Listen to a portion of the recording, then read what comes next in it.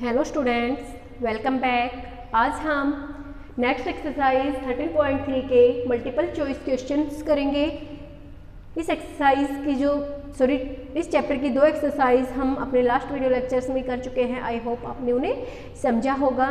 तो उन्हीं से रिलेटेड कुछ मल्टीपल चॉइस क्वेश्चन हमें इस एक्सरसाइज में पूछे गए हैं। तो देखिए, फर्स्ट क्वेश्चन है हमारा, इसमें है टिक द करेक्ट ऑप्शन। हमें ऑप्शंस दिए हुए हैं जिनके ऊपर आपको राइट टिक करना है।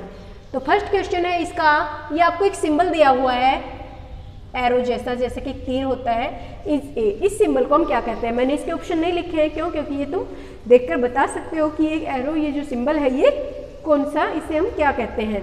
ये मैंने आपको जब स्टार्टिंग में बेसिक कंसेप्ट करवाए थे तो मैंने आपको समझाया था कि पॉइंट कौन से होते हैं, लाइन कौन सी होती है, लाइन सेगमेंट क्या होता है और रे क्या होती है।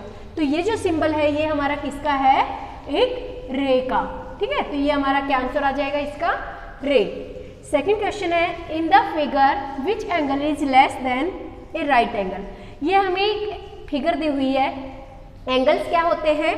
किन्हीं भी दो रे से मिलकर एंगल बनता है। ठीक है, कोई भी दो रे मिलकर जब एक पॉइंट पर मिलती हैं तो वो एक एंगल फॉर्म करती हैं। तो इसमें देखिए कौन सा एंगल हमारा? Right angle. तो देखो, राइट एंगल होता है हमारा बिल्कुल ही इस शेप में, जो एल आकार में होता है, ये राइट एंगल बनता है। तो इससे कम, मतलब हमारी जो एंगल की शेप है वो इस टाइप से हो सकती है। ठीक है, कैसे भी हो सकती है लेकिन सीधी नहीं हो सकती। तो देखिए इसमें सी बी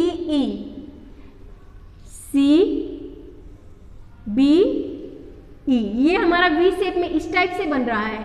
ये 90 से कम है, तो इसका मतलब ये राइट एंगल से कम है। तो ये हमारा आंसर हो सकता है। हम आगे की चेक करते हैं। ए बी ई, ए से बी और फिर ई, ये देखिए ये बिल्कुल एल आकृति में बन गया है, जो कि हमारा राइट एंगल है। ए बी एफ, ये हमारा 90 से ज़्यादा चला गया। सी बी एफ, ये भी हमारा 90 के पास से 90 का ही एंगल है। तो देखिए इसमें हमारा कौन सा हो गया 90 से कम? Option A. थर्ड क्वेश्चन है हमारा, which of the following angles is bigger than two right angle. ये हमें कुछ एंगल दिए हुए, इनमें से कौन सा एंगल है जो दो राइट एंगल मतलब 180 के कोण से बड़ा है? क्योंकि दो राइट एंगल, देखो दो राइट एंगल, आपका एक राइट एंगल ये हो गया और एक राइट एंगल आपका ये हो गया, तो ये 180 का हो गया। और जो इससे भी बड़ा है मतलब वो एंगल आपका इस शेप में होगा। किस शेप में? ये आकृति ऐसे बनकर आपका एंगल इस शेप में आएगा, क्योंकि सीधा करोगे तो वो 180 का हो गया और उससे भी बड़ा। तो देखिए ये तो हमारा क्या हो गया? Acute angle. ये हमारा हो गया राइट एंगल।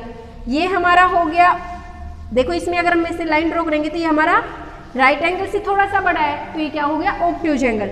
इसमें ये एंगल है हमारा, देखो तो अगर इस हम लाइन को इस सीधी करेंगे तो ये तो हमारा हो गया 180 का, मतलब टू राइट एंगल्स हो गए, 1 2, और ये इससे एक्स्ट्रा है, तो मतलब ये दो राइट एंगल से बड़ा है, bigger than two right angles. तो ये ऑप्शन हमारा राइट ऑप्शन होगा। ठीक है, नेक्स्ट देखो, an acute angle measures between. जो एक एक्यूट एंगल होता है उसका जो माप होता है वो किसके बीच में होता है? तो हमें पता है एक्यूट एंगल्स वो होते हैं जो 0 डिग्री से ग्रेटर होते हैं और 90 डिग्री से लेस देन होते हैं। तो ये हमारा एक्यूट एंगल का मेजरमेंट हो गया। ठीक है, नेक्स्ट देखिए, विच of the following statement is wrong. इनमें से आपको बताना है कि कौन सी स्टेटमेंट रॉन्ग है। तो फर्स्ट है, an angle is an amount of turning, कि एक जो एंगल होता है वो टर्निंग के अमाउंट होता है, मतलब घूमने से हमारा एंगल बनता है। जैसे आप यहाँ खड़े हो, यहाँ से आपने इधर घूमे तो ये क्या बन गया?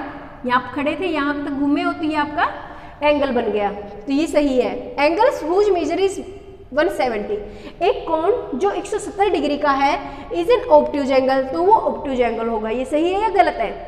आपको पता है ऑब्ट्यूज एंगल हमारे 180 से लेस देन होते हैं, 90 से ग्रेटर होते हैं, तो ये हमारा ऑब्ट्यूज एंगल है, ये राइट है। A B is a line. तो देखो मैंने आपको बताया था, कोई भी दो पॉइंट लेते हैं और उनके ऊपर हम ऐसे सिंबल बनाते हैं तो वो हमारा क्या बन जाता है? लाइन बनता है। And complete turn is right angle. अब ये देखो, एक कंप्लीट टर्न मतलब मान लीजिए आप यहाँ खड़े हो, आपने यहाँ से घूमकर वापस आप इसी पोजीशन पर आ जाते हो। ठीक है, आपका फेस इधर है, आप वापस घूमकर उसी पोजीशन पर आ गए। जैसे घड़ी की सुई है, घड़ी की सुई आपने 12 बजे स्टार्ट की और वो घूमते घूमते घूमते घूमते एक जो मिनट वाली सुई है वो वापस यहाँ पर आ जाती है। तो ये इसका क्या हो गया? एक कंप्लीट टर्न, एक पूरा टर्न, और जो कंप्लीट टर्न होता है उसका एंगल आपको पता है कितना होता है, देखो इसमें 4 पार्ट्स होते हैं, 90 + 90 + 90 + 90, तो ये होता है 360 डिग्री का।